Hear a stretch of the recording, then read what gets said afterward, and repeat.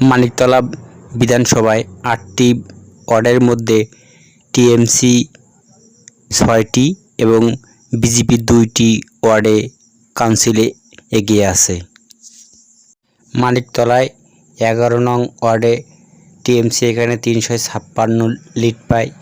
১২ নং ওয়ার্ডে টিএমসি এখানে ১৬৭ লিড পায়।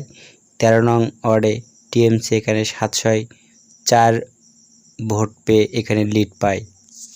আর পরবর্তী ওয়ার্ড হলো ১৪ নং ওয়ার্ডে টিএমসি এখানে ৪১২৪ ভোটে লিড পায়।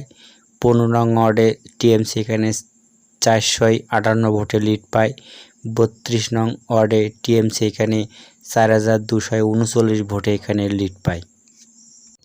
মানিকতলা বিধানসভায় যে দুটি ওয়ার্ডে বিজেপি লিড পায় সেটা হলো ১৬ নং ওয়ার্ডে এখানে বিজেপি ৩৭৭ ভোটে লিড পায় এবং ৩১ নং ওয়ার্ডে বিজেপি এখানে ৬০৯৬ ভোটে এখানে লিড পায়।